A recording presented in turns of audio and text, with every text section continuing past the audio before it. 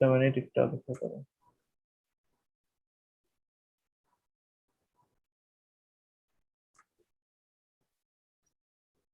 আমি এটা তোমাদের অ্যাটেন্ডেন্স যদি দিচ্ছি একটু ফিল আপ করে নাও, অনেকেই চলে আসছে।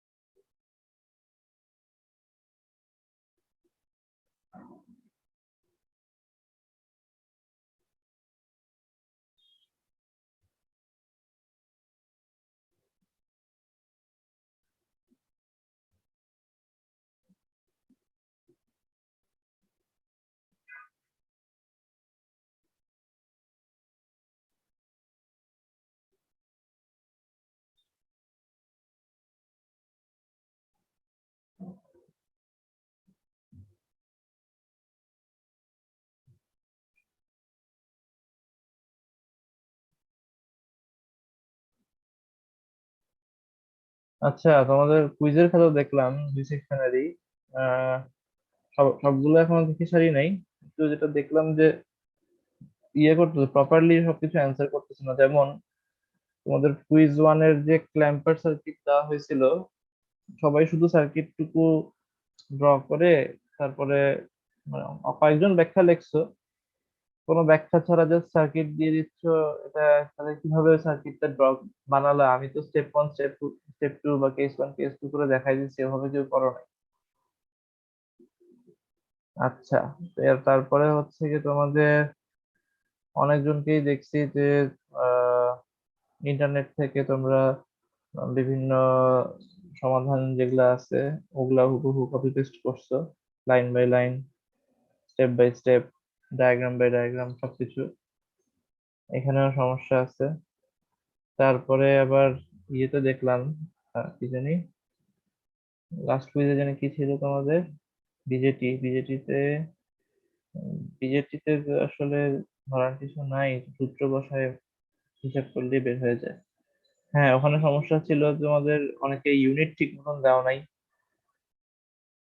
ইউনিট না দিলে কিন্তু নাম্বার কাটা যায়। ইউনিট ভুল দিলেও ইউনিট নাম্বার কাটা যায়, ইউনিট না দিলেও নাম্বার কাটা যায়। আরেকটা ছিল তোমাদের মনে হয় সেন্টার ট্যাপ ট্রান্সফর্মার না, রেকটিফায়ার ছিল। রেকটিফায়ারটা তো দেখলাম অধিকাংশই খারাপ করছো। তোমাদের রেকটিফায়ারটা কিভাবে তুমি সলভ করতেছো? কেস ওয়ানে কি হচ্ছে, কোন ডায়োড অন থাকতেছে, ইকুইভ্যালেন্ট সার্কিট কি হচ্ছে, কিছুই দাও নাই। কেস টু তে কি হচ্ছে সেটাও কিছুই দাও নাই। তারপরে হচ্ছে গিয়ে আমি খুব সম্ভবত ডিসি ভোল্টেজ চাই নাই, যেহেতু যে ইন্টারনেটের সলিউশনে ডিসি দেওয়া আছে, তো ওখান থেকে কপি করে দিয়ে দেওয়ার কারণে মনে হয় এরকম হয়েছে। আচ্ছা, তো এগুলো দেখলে বোঝা যায় যে কে আসলে কপি করতেছে কে কপি করে নাই। তো এগুলা কুইজ থ্রিতে একটু মেনটেন করো, হ্যাঁ। তোমাদের দেখা যাবে যে কুইজ থ্রিও যদি খারাপ হয় তাহলে তোমাদের ওভারঅল বেস্ট কমে যাবে।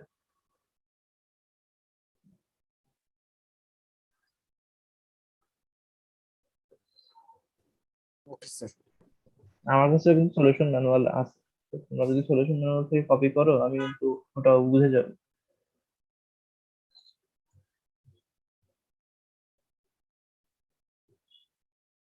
ওকে, তোমাদের যে কুইজ ওয়ানের খাতা কয়েকটা বাকি ছিল ওটা দেখতেছিলাম, কুইজ টু দেখা হয়ে গেছে।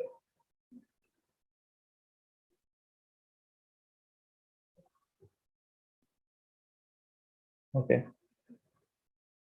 সো অপারেশনাল অ্যাম্পলিফায়ার ডেফিনেশন দেওয়া, এটা দিয়ে আমরা অ্যাডিশন সাবট্রাকশন করতে পারি।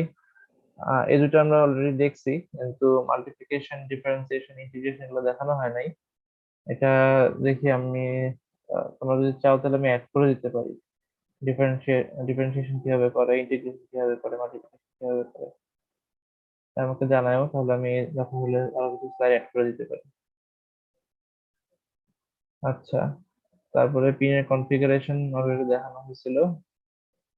ইনভার্টিং অ্যাডারের যে একটা ইনভার্টিং ইনপুট থাকে 2 নাম্বারটা, নন ইনভার্টিং ইনপুট 6 নাম্বার আউটপুট, আর পজিটিভ নেগেটিভ পাওয়ার সাপ্লাই হচ্ছে 4 এবং 7। এটা হচ্ছে গিয়ে অপ অ্যাম্পের ভিতরের স্ট্রাকচার, কিভাবে অপ অ্যাম্পের ভিতরে ট্রানজিস্টর গুলো আছে, ক্যাপাসিটর আছে, কি কি থাকে।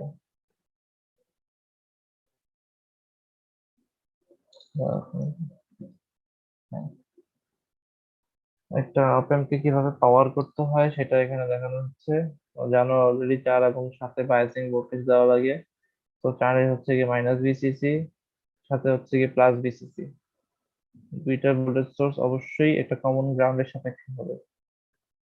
তো তো এটা হচ্ছে সেট আপ করার সময় এগুলা বেশি ভালোভাবে মানুষ দেখে কেয়ারফুলি কানেকশন দেয়। তবে থিওরিটিক্যাল অ্যাপ্লিকেশন, থিওরিটিক্যালি যখন আমরা ম্যাথ করি তখন আমরা নিশ্চয়ই অপ অ্যাম্পের সাথে এভাবে দিব না। আমরা ধরে নেব যে বায়াসিং দেওয়া আছে। তোমরা অলরেডি যে কয়েকটা ম্যাথ দেখছো ওখানে দেখছো যে আমরা 7 এবং 4-এর কানেকশনে কিছু দেই নাই, জাস্ট আমরা অ্যাজিউম করে নেই যে কানেকশন দেওয়া আছে। এরপরে হচ্ছে গিয়ে আমাদের ওপেন লুপ গেইন এ, এটা আইডিয়ালি ইনফিনিটি হয়। আর প্র্যাকটিক্যালি যে আমাদের 10⁵ থেকে 10⁸ হয়ে থাকে। ইনপুট রেজিস্ট্যান্স, ইনপুট রেজিস্ট্যান্স হচ্ছে গিয়ে আইডিয়ালি ইনফিনিটি হয়, এখানেও অনেক হাই রেঞ্জের হয়ে থাকে। তারপরে হচ্ছে গিয়ে আউটপুট রেজিস্ট্যান্স আইডিয়ালি 0 হয়ে থাকে এবং প্র্যাকটিক্যালি 10 থেকে 100 ওহমস পর্যন্ত হয়। সাপ্লাই ভোল্টেজ আমরা 5 থেকে 24 ভোল্ট পর্যন্ত দিতে পারি। এখানে এটাও আইডিয়ালি ইনফিনিটি হয়ে থাকে। তোমাদের 4 এবং 7 নম্বর পিনে এই যে এই জায়গায় তুমি যদি এখানে ইনফিনিটি পরিমাণ আউটপুট আনতে চাও তাহলে তোমাকে অবশ্যই এই ইনফিনিটি সাপ্লাইটা দিতে হবে। ঠিক আছে, এখানে এটা ইনফিনিটি হবে, এখানে দেওয়া হয় না। কিন্তু প্র্যাকটিক্যালি আমরা দেখা যায় যে 24 ভোল্ট পর্যন্ত দিলে বা তার এই পর্যন্ত দিলে ঠিক মতন কাজ করে। এর থেকে বেশি দিলে অনেক সময় দেখা যায় যে অপ অ্যাম্পটা পুড়ে যায় ভিতরে, ফিজিক্যাল লিমিটেশনের কারণে পুড়ে যায়।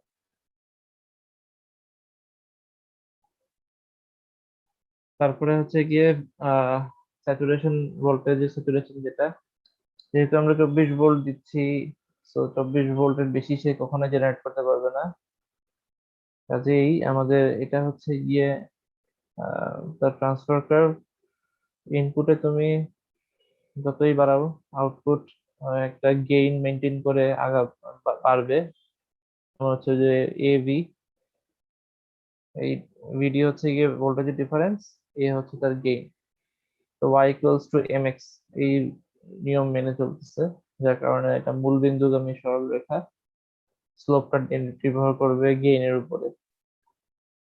তো যখনই আমার আউটপুট ভোল্টেজটা ভিসিসি চলে আসলো, তারপরে গিয়ে কিন্তু আর আমার ভোল্টেজটা বাড়বে না, স্যাচুরেটেড হয়ে যাবে। আবার কমাতে কমাতে যখনই আমার ভোল্টেজটা মাইনাস ভিসিসি হয়ে গেল, এর থেকে আর কমবে না, তখন স্যাচুরেটেড হয়ে যাবে। কাজেই এই অংশটুকু ড্র করে দিই। এটা হচ্ছে কি আমাদের অপারেটিং রিজন, এর বাহিরে সে কাজ করতে পারবে না, এর বাহিরে গেলেই সে ডিভাইসটা পুড়ে যাবে। এবং এটা অপারেটিং রিজনের মধ্যেও 3টা ভাগ আছে। আম, এটা হচ্ছে প্রথম ভাগ, দ্বিতীয় ভাগ, তৃতীয় ভাগ, বা যে ভাইস ভার্সা, যেভাবে যেভাবে বলে। এটাকে যদি প্রথম ভাগ বলা হয়, এখানে হচ্ছে কি সিচুয়েশন যে ভি নট আমাদের অলওয়েজ ভিসিসি, স্যাচুরেটেড যেহেতু হয়ে গেছে, এই জায়গায় ভি নট সমান সমান ভিসিসি। 2 নম্বর রিজন হচ্ছে এটা লিনিয়ার রিজন। এই লিনিয়ার রিজনে মাইনাস ভিসিসি থেকে শুরু করে প্লাস ভিসিসি পর্যন্ত হচ্ছে রেঞ্জ, মাঝখানে এই ইকুয়েশনটা মেনে চলবে, মাঝখানে এই ইকুয়েশনটা মেনে চলতেছে।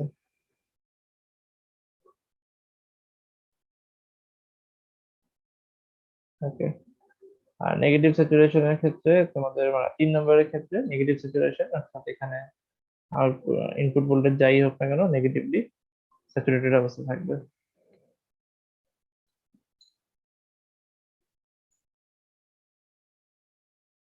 এরপরে আমাদের এটা হচ্ছে গিয়ে ক্যারেক্টারিস্টিক্স আইডিয়াল অপ এম্পের ক্ষেত্রে, যেটা কিছুক্ষণ আগে বললাম, open loop gain infinity, input resistance infinity, output resistance zero. Input রেজিস্ট্যান্সটা ইনফিনিটি করা হয় কারণ যাতে করে আমাদের সোর্সটা বাকি নেটওয়ার্কের সাথে ভালোভাবে মানে কাপল যাতে হয়ে না যায়। আমার সোর্সের ইম্পিডেন্সটা যাতে আমাদের নেটওয়ার্কে কোনো এফেক্ট না করে, এই জন্য এটাকে যত হাই রাখাতে তত ভালো। আচ্ছা, এরপরে হচ্ছে কি আমাদের ভার্চুয়ালি শর্টের যে কনসেপ্টটা। সো এই দুইটা নোড আমাদের ইনপুট টার্মিনাল, একটা হচ্ছে গিয়ে 2, একটা হচ্ছে গিয়ে 3। তো এই দুইটা নোডের মধ্যে ভার্চুয়াল শর্ট কানেকশন বিদ্যমান, তার অর্থ হচ্ছে গিয়ে এরা এখানে যেই ভোল্টেজ দিবে এখানেও সেম ভোল্টেজ আসবে। কেমন যেন যে একটা ওয়্যার দিয়ে এই দুটাকে কানেক্ট করে ফেলা হয়েছে, কিন্তু অ্যাকচুয়ালি করা হয় নাই। একটা ওয়্যার দিয়ে দুইটা মাথা কানেক্ট করলে যেরকম এপাশে যে ভোল্টেজ পাবো এপাশে একই ভোল্টেজ পাবো, এই অপ এম্পের বৈশিষ্ট্য হচ্ছে গিয়ে এরা যেহেতু ভার্চুয়ালি শর্ট, এই জন্য এদের মধ্যে কোনো কানেকশন, সরাসরি কানেকশন না থাকলেও এখানে আমি যে ভোল্টেজ দিব এখানে আমি আলটিমেটলি সেম ভোল্টেজ পাবো। আচ্ছা, বা এটা এইভাবে ধরে নিতে পারো যে এখানে আরেকটা অপ এম্প চিন্তা করে নিতে পারো, যে বাফার সার্কিট সামনে পড়ছিলাম। আচ্ছা, আর হচ্ছে গিয়ে আমাদের এই নোডে এবং এই নোডে ইনপুট টার্মিনালের ভিতরে কোনো প্রকার কোনো কারেন্ট প্রবেশ করবে না। সো এই দুইটা একটা হচ্ছে কারেন্টের নিয়ম, I1 I2 জিরো, আর একটা হচ্ছে গিয়ে ভোল্টেজের নিয়ম, V2 মাইনাস V1 সমান সমান জিরো, বা V1 V2 সমান। ওকে, এরপরে হচ্ছে গিয়ে আমাদের ইনভার্টিং অ্যাম্প্লিফায়ার। ইনভার্টিং অ্যাম্প্লিফায়ারে আমাদের এখানে নেগেটিভ টার্মিনালটাতে একটা ইয়ে বসানো আছে, কি বলে, ইনপুট রেজিস্টার এবং ভোল্টেজ সোর্স। পজিটিভ টার্মিনালে গ্রাউন্ড দেওয়া আছে এবং একটা ফিডব্যাক রেজিস্টারও বসানো আছে।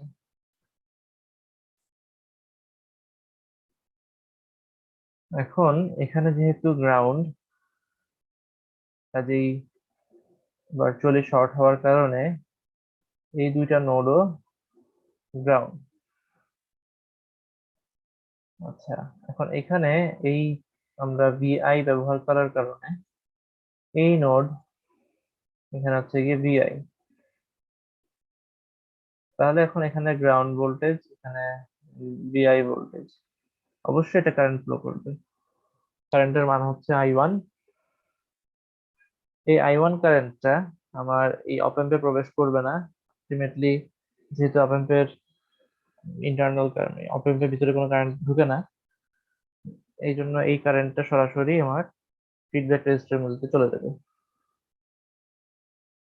এই কারেন্টের মান নির্ধারণ করা খুবই সহজ। দুইটা ভোল্টেজ ডিফারেন্স, দুই পাশে ভোল্টেজ ডিফারেন্স দেওয়া আছে আর মাঝখানে রেজিস্টার দেওয়া আছে। তো ভিআই মাইনাস এটা 0 ভোল্ট, V1 হচ্ছে 0 ভোল্ট আলটিমেটলি, এই জন্য আমি সরাসরি জিরো দিয়ে দিচ্ছি, ডিভাইডেড বাই R1। তাহলে এই পুরো টার্মটুকু বাদ, তাহলে বিআই বাই R1। আর এখানে ভিআই মাইনাস ভি নট, এই যে এই নোটটা, VI minus V naught divided by R এ, এই দুটো সমান। কারণ হচ্ছে কারেন্ট দুটা, এই কারেন্ট এবং এই কারেন্ট সেম। এখন এখান থেকে আমরা যদি আউটপুট ভোল্টেজ ভি নট বের করতে চাই,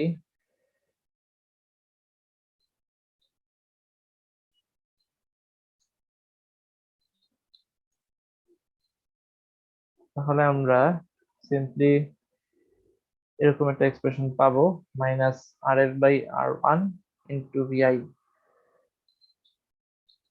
তো এক্ষেত্রে দেখা যাচ্ছে যে গেইন নির্ভর করে ফিডব্যাক রেজিস্টার এবং ইনপুট রেজিস্টারের উপরে, পোলারিটি অপোজিট হয়ে যায়, যার কারণে ইনভার্টিং অ্যামপ্লিফায়ার বলা হয়।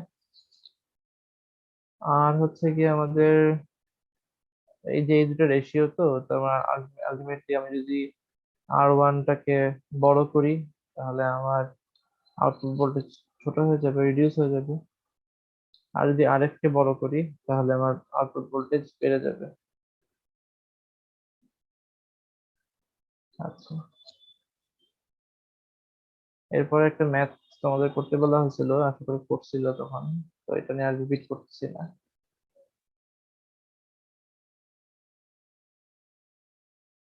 তো এটা হচ্ছে নন ইনভার্টিং অ্যাম্প্লিফায়ার।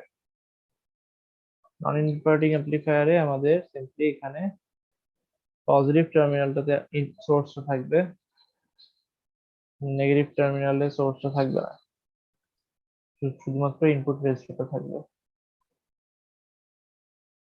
তো এখানে আমাদের যেহেতু আবারও ভার্চুয়ালি শর্টের কনসেপ্টটা আসতেছে, তো এখানে আমি যেহেতু ইনপুট ভোল্টেজ ভিআই দিচ্ছি, এখানেও ভিআই হবে।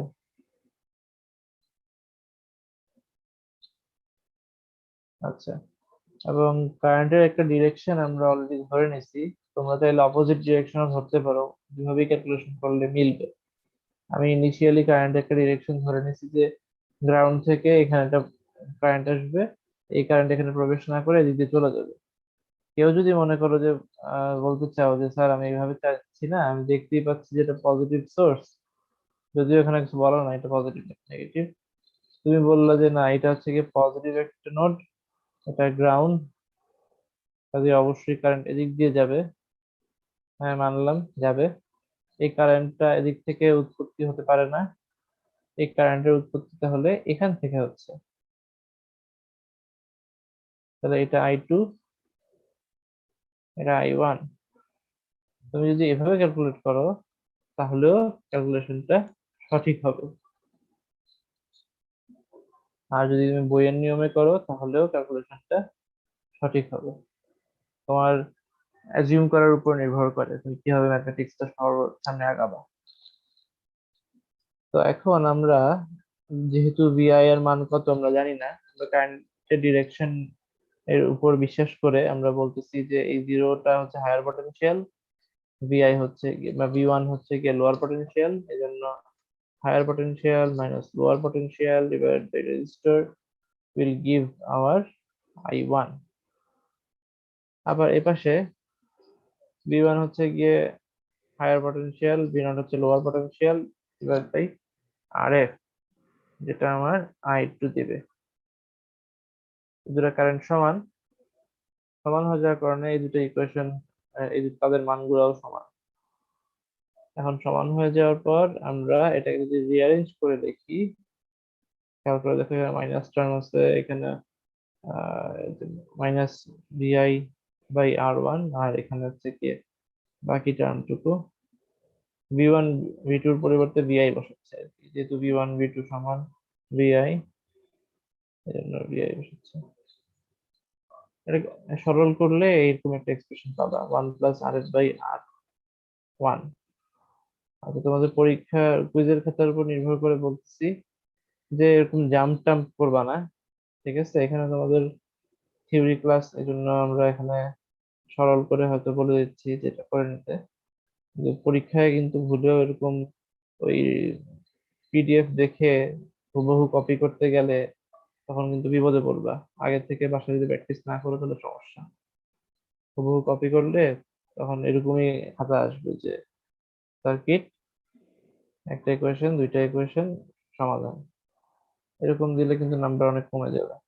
কাজে এটা একটু খেয়াল করে পুরো ডেরাইভেশনটা প্রত্যেকটা ক্ষেত্রেই, শুধুমাত্র এই ক্ষেত্রে না, প্রত্যেকটা ডেরাইভেশনের ক্ষেত্রেই ডেরাইভেশন গুলা তোমরা আলাদা ভাবে প্র্যাকটিস করে রাখবা। আর যদি পরীক্ষায় নিজে নিজে করে ফেলতে পারো তো খুবই ভালো।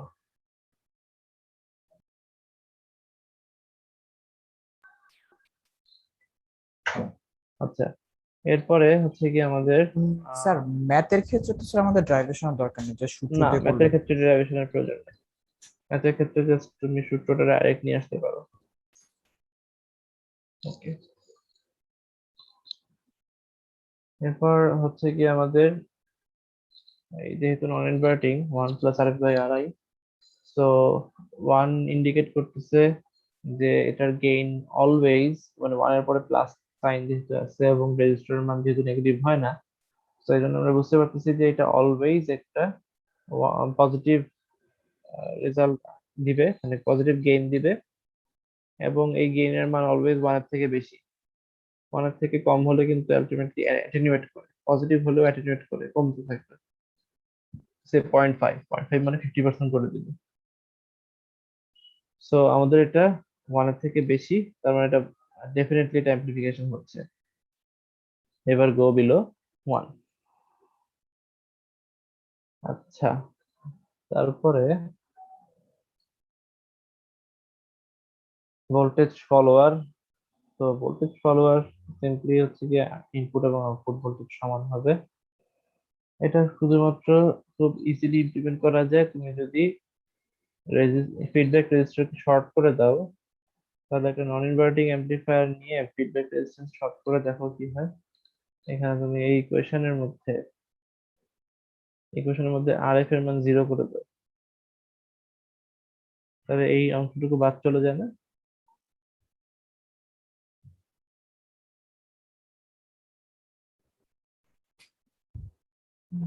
জি স্যার।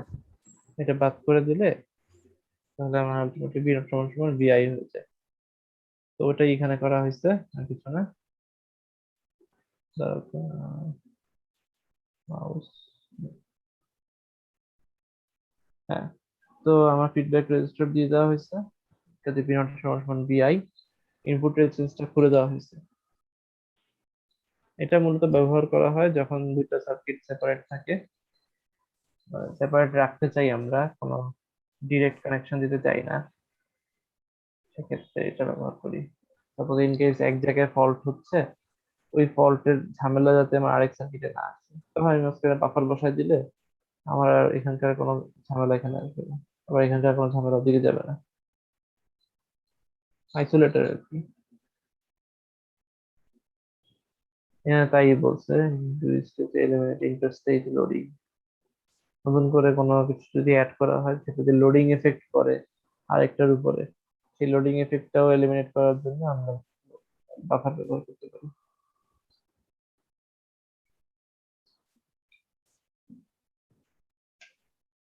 এরপর হচ্ছে অ্যাডার। সিম্পলি এখানে ইনভার্টিং অ্যাডার যেহেতু, তো ইনভার্টিং টার্মিনালটাতে আমার ভোল্টেজ গুলো থাকবে। এখন আগে যেরকম একটা ইনপুট ভোল্টেজ একটা ইনপুট রেজিস্টর ছিল, এখন সেই ব্রাঞ্চটাই মাল্টিপ্লাই হয়ে যাবে তোমার যতগুলো তুমি চাও। 3টা চাইলে 3টা, 10টা চাইলে 10টা।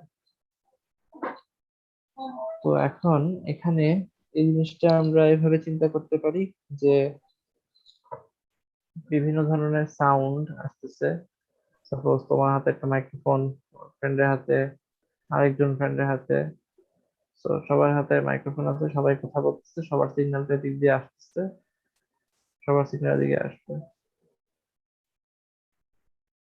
লাস্টে কম্বাইন হয়ে এখানে এর সিগন্যাল এখানে আসবে, আরেকজনের সিগন্যাল এখানে, এখানে এসে সবার সিগন্যালটা কম্বাইন হয়ে একটা সিগন্যাল গঠিত হবে, এবং ওই সিগন্যালটা যাই হোক এরকম কিছু একটা আসবে, ওইটাকে এখানে অ্যামপ্লিফাই করে আরো বড় বানায় দেওয়া হয়। তো এই কাজটা আমরা যেভাবে করতে পারি সেটা হচ্ছে গিয়ে, এখানে আমরা ধরে নিচ্ছি যে এখানে গ্রাউন্ড, এখানে এই পটেনশিয়ালটা গ্রাউন্ড, আবার এখানে যতই পটেনশিয়াল ধরুক আমি ধরে নিচ্ছি সব কারেন্ট গুলা আমার এই দিকে আসতেছে, আপনাদের দিকে। তো এখন এই কারেন্ট গুলো যেহেতু এদিকে প্রবেশ করতে পারবে না, এটা অবশ্যই ফিডব্যাক লুপ দিয়ে যাবে, এবং এখানে একটা কেসিএল যদি ইউজ করি তাহলে দেখতে পাচ্ছি যে এই সবগুলো কারেন্ট যারা প্রবেশ করতেছে, ওই সবগুলো কারেন্টই আমার আয়ের একত্রে সমান। মিলিত হয়ে আই হয়ে বের হয়ে যাচ্ছে। কাজেই এই কেসিএলটা এখানে লেখা হলো, এবং এই প্রত্যেকটা কারেন্ট নিজে নিজে বের করতে যদি চাই, তাহলে সেক্ষেত্রে দেখতে পাচ্ছি যে এখানে যেহেতু গ্রাউন্ড, এই পুরো নোডটাই আলটিমেটলি গ্রাউন্ড। তো গ্রাউন্ড এক পাশে, আর এক পাশে ইনপুট ভোল্টেজ V1। সো কারেন্টের মান হচ্ছে V1/R1। আবার এটা হচ্ছে গিয়ে V2/R2। এটা হবে হচ্ছে গিয়ে V3/R3। তো এখানে আর কি জটিল করে করছে, এত জটিল করে করার আমি পক্ষপাতী না, শুধুমাত্র ব্যবহার করে ফেললেই হয়ে যেত। আহ দাঁড়াও,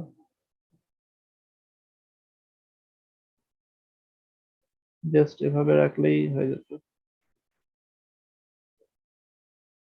V1/R1, V2/R2, V3/R3, এই কারেন্ট গুলো বের হয়ে যাবে। বের হয়ে যাওয়ার পর এগুলো যোগ করবা, যোগ করার পর এই টোটাল কারেন্ট হচ্ছে গিয়ে ওই কারেন্টের যোগফলের সমান। এই কারেন্টটা ফিডব্যাক লুপ দিয়ে চলে যাবে, যার কারণে আমরা দেখতে পাচ্ছি যে এখানে আমাদের, একটা মিনিট, তো যার কারণে আমরা দেখতে পাচ্ছি যে এখানে আমাদের যে কারেন্টটা ফ্লো করবে সেটার ইকুয়েশন হবে হচ্ছে গিয়ে আমার এই 0 volt minus output voltage V0 divided by RF। এটা পরের স্লাইডে দেওয়া হয়েছে। এটুকু পর্যন্ত বুঝছো না? আমি মুছে ফেললাম এটা। জি স্যার, বুঝছি। ঠিক আছে।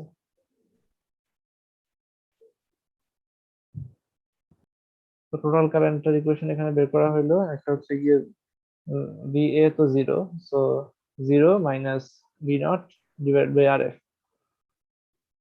তো আমরা যদি এই দুইটাই কারেন্টের মান আলটিমেটলি KCL এর মধ্যে বসাই দিই, তাহলে আমাদের এক্সপ্রেশনটা এরকম দাঁড়ায়। এক পাশে মানে এখানে কয়েক লাইন জাম্প করছে। এখানে যেরকম দাঁড়াও, এটা হচ্ছে কি আমাদের 0, যেহেতু সেটা কাটা গেল, তাহলে এটা থাকতেছে হচ্ছে কি আমাদের -V0/RF। এটা এক পাশে বসতেছে, ইকুয়েশনের এক পাশে এটা বসবে, আর এক পাশে বসবে হচ্ছে গিয়ে, দাগ দিলাম, আরেক পাশে বসবে হচ্ছে কি V V one one by by R R one one plus V two হ্যাঁ, বাই আর টু। এক্স্যাক্টলি। তো এই প্রত্যেকটা কিন্তু এখানে আছে, V1/R1, V2/R2, V3/R3, এরা এখানে অলরেডি আছে। তো এই RF টুকুকে আমি যদি ইকুয়াল সাইনের ওই পাশে পাঠিয়ে দিই, তাহলে এটা নিউমারেটরে চলে যাবে। তো জি নিউমারেটরে স্যার। চলে গেছে। মাইনাস সিম্বলটা আমি ওই পাশে পাঠিয়ে দিলাম, তাহলে আমার আলটিমেটলি এখানে মাইনাসটাও চলে আসলো। তো এটা হচ্ছে কি আমাদের ফুল ইকুয়েশন। 3 লাইন বা 2-3 লাইন এক্সট্রা করতে হবে আর কি। তো এখানে বলা হচ্ছে যে ইনপুট গুলার আউটপুট হচ্ছে গিয়ে প্রত্যেকটা ইনপুটের ওয়েটেড সাম। তো প্রত্যেকটা ইনপুটকে ওয়েট করা হচ্ছে তার রেজিস্টার গুলোর রেশিও দিয়ে, আর তারপর লাস্টে সাম করা হচ্ছে। এখানে বলা হচ্ছে 3টা দিয়ে করা মানে এই না যে 3টার মধ্যে সীমাবদ্ধ, তুমি আরো অ্যাড করতে পারো। তবে অবশ্যই খেয়াল রাখতে হবে যে ফ্রিকোয়েন্সি, মানে এই যে ফ্রিকোয়েন্সি এখানে আসবে টোটাল, সেটা যাতে এই অপ অ্যাম্পটা হ্যান্ডেল করতে পারে। কারণ অপ অ্যাম্পের একটা ফ্রিকোয়েন্সি হ্যান্ডেলিং রেঞ্জ থাকে, এর বেশি খুব বেশি ফ্রিকোয়েন্সি ইউজ করলে সে পারে না। আচ্ছা, স্যার, আমাদের তো ওটা নিয়ে চিন্তা করা লাগবে না। না এখানে চিন্তা করা লাগবে না এগুলো। লাগবে বলে করো, তুমি যখন প্রজেক্ট করবা তখন অপ অ্যাম্প তো ব্যবহার করা লাগতেই পারে, কারণ একটা ভার্সেটাইল একটা ডিভাইস। তো তখন ব্যবহার করলে যখন দেখবো যে মিলতেছে না, তখন একটা ইনটিউশন কাজ করবে যে আচ্ছা হয়তো ফ্রিকোয়েন্সি গুলো ঝামেলা আছে, তখন ওই ফ্রিকোয়েন্সির জিনিস নিয়ে পড়াশোনা করে তুমি ওই প্রবলেমটা সলভ করার চেষ্টা করতে পারবে। কোনো রকম রোবোটিক্স বা যে কোনো কিছু প্রবলেম করতে গেলে তুমি দেখবা যে হার্ডওয়্যার ইমপ্লিমেন্ট করতে গেলে এই জিনিসটা লাগবেই। যোগ বিয়োগ গুণ ভাগ সবকিছু করতে পারে, তো ম্যাথমেটিক্যাল অপারেশন করতে পারে। তুমি কোনো একটা সিস্টেমকে ম্যাথমেটিক্যালি মডেলিং করার পর ওখানে অবশ্যই যোগ বিয়োগ গুণ ভাগের কাজ আছে, তখন দেখবা যে আলটিমেটলি এই জিনিসটা ব্যবহার করতেছে সবাই, সস্তা ও সহজ। যাই হোক, তো এখানে আরেকটা ম্যাথ আছে, এই ম্যাথ যদি ইমপ্লিমেন্ট করা হয় তাহলে রেজাল্ট কি আসে তোমরা অলরেডি করছো। এই জন্য আমি এটা রিপিট করলাম না।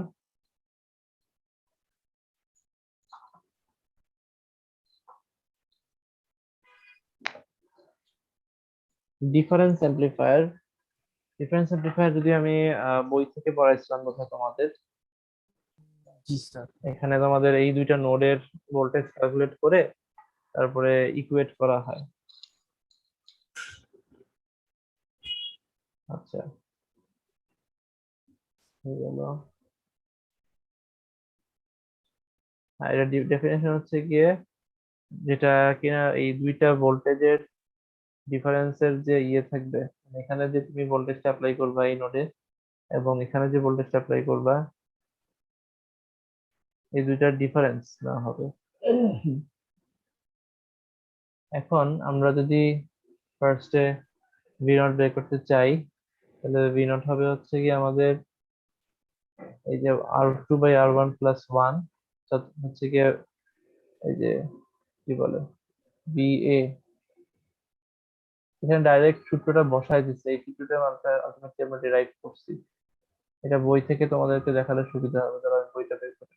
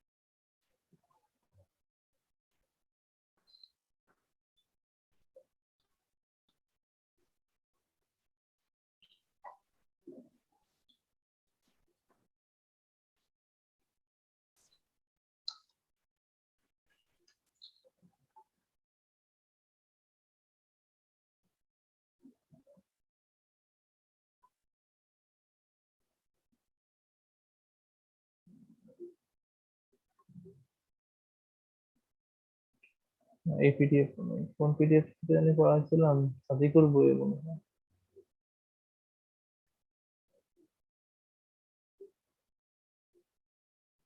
Fundamental of electric circuit. হ্যাঁ,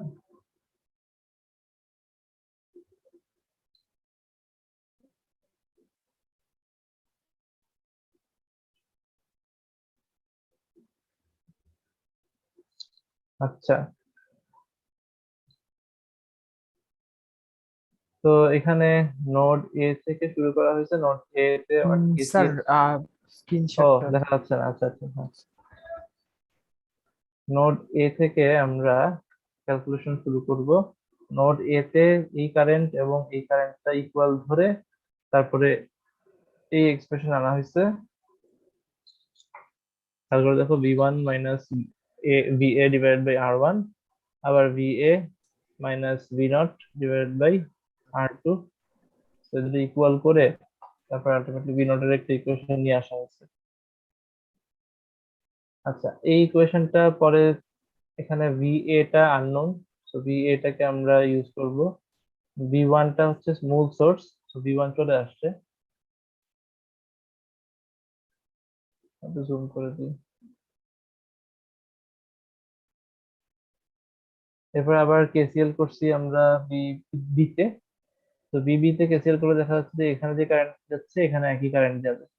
so V2 minus B B divided by R3, V2 minus B B divided by R3, R আরটা হচ্ছে গিয়ে বিবি মাইনাস 0 ডিভাইডেড বাই R4। এই দুটো সমান হবে। এই দুটো সমান হলে এখান থেকে বিবির মান বের করে ফেলতে পারি আমরা।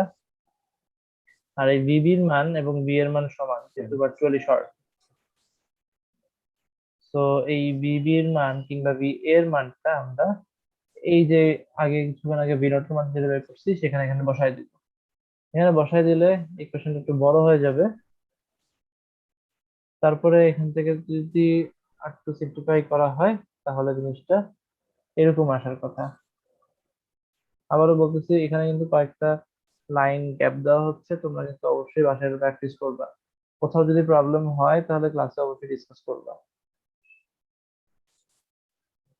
তো এখানে আমাদের এই সিম্পলিফিকেশনের পরে এখানে দেখা যাচ্ছে যে আমরা যদি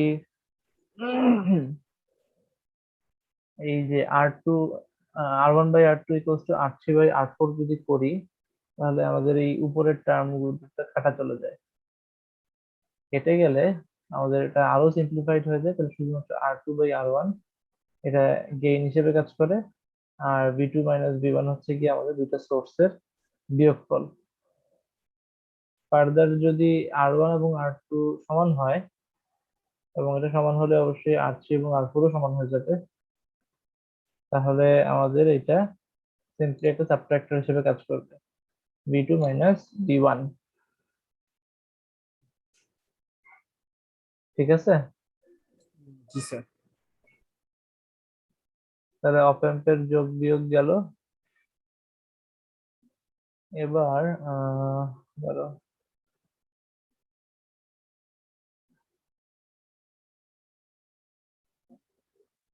এখানে হঠাৎ করে এটা নিয়ে আসে, তো এই জন্য এটা অনেকে বুঝতে কষ্ট হবে যে এই জিনিসটা কোথেকে আসবে। আচ্ছা, গেল।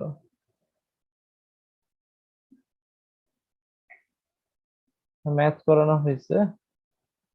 ডিফারেন্স অ্যাম্প্লিফায়ার যদি বলে দেওয়া হয় ডিফারেন্স অ্যাম্প্লিফায়ার দিয়ে করবা, যদি অ্যাডার দিয়ে বলে দেওয়া হয় অ্যাডার দিয়ে করবা, আর যদি কিছুই বলে না দেওয়া হয় তাহলে যে কোনো একটা দিয়ে করতে পারো। তো প্রথম ডিজাইন হচ্ছে কি ডিফারেন্স অ্যাম্প্লিফায়ার। এখানে এই সূত্রটা ব্যবহার করে এই জিনিসটা ইমপ্লিমেন্ট করার চেষ্টা করা হয়েছে। যেহেতু ভি ওয়ান এর সাথে এটা আছে, তো 5 বানানোর জন্য এই দুটার রেশিও চেঞ্জ করলে 5 হয়ে যাবে। তো এই দুটার রেশিওকে 5 বানানো হচ্ছে, ডিভিশন পেয়ে গেলা। আর তারপরে ভি টু, এই ভি2-র সাথে 3 আছে, তো এই পুরাটুকু হচ্ছে 3। এখানে R2/R1 দেখো এখানেও আছে, এখানে 1/R2/R1 আছে। তো এই জিনিসটা থেকে ইজিলি R3/R4 বের করা সম্ভব।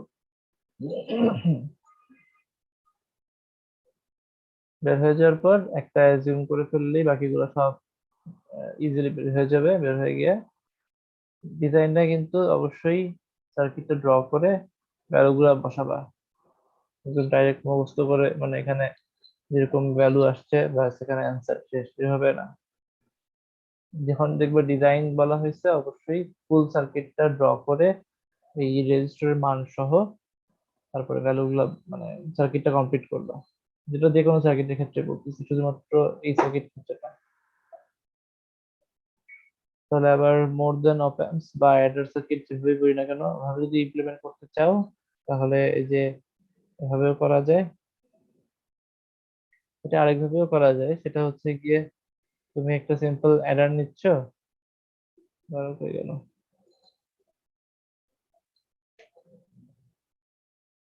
আচ্ছা, আমি এখান থেকেই দেখাই।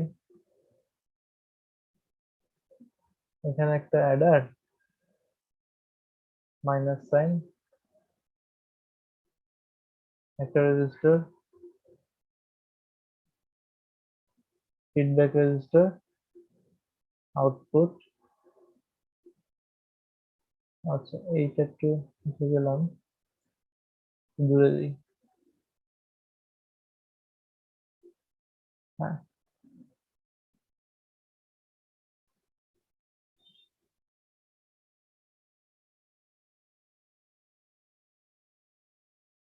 তো এখানে দেখা যাচ্ছে যে আমার একবার ইনভার্ট করার জন্য আমার এই যে এই জিনিসটাকে আমার একবার ইনভার্ট করতে হবে, এই জিনিসটাকে দুইবার ইনভার্ট করতে হবে। কারণ এটা আলটিমেটলি একবার একটা অপারেটরের মধ্যে দিয়ে পাস হলে সে হয়ে যাবে নেগেটিভ, তারপর আবার পাস করলে হয়ে যাবে পজিটিভ। তো এখানে আমি যেহেতু এটা পাস করতেছি, খেয়াল করে দেখো এখানে যেহেতু -5 আছে, আমি একটা ডিঙ্গাচ্ছি। এই রেশিওটা, এটা R1, এটা RF। আচ্ছা, তাহলে এই রেশিওটা হবে হচ্ছে গিয়ে -RF/Rin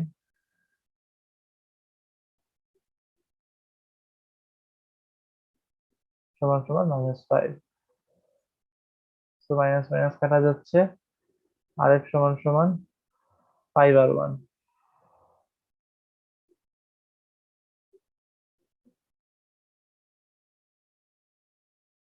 আচ্ছা, এই গেল। আর এখানে যে জিনিসটা হবে হচ্ছে গিয়ে সেটা 3 হয়ে যাবে, মানে থ্রিটাকে, এখানে যে গেইনটা চাচ্ছে সেটা হচ্ছে 3, তো এটা হচ্ছে গিয়ে R2। মাইনাস সিম্বলটা আমরা সিগন্যালের সাথে এর আগে ইনভার্টার অ্যাড করে অ্যাড করবো, ওটা একটু পরে দেখবো। তাহলে এখন 3 দিয়ে যদি আমি কাজ করতে চাই তাহলে RF/R2 সমান সমান 3, তাহলে RF সমান সমান 3R2। তাহলে দুইটা রিলেশন পেয়ে গেলাম RF এর। তাহলে আমি যে কোনো এই একটা মান যদি আমি ধরে নেই, একটা মান, স্যার মানে হ্যাঁ, হ্যালো। স্যার আমাদের একটা ল্যাব আছে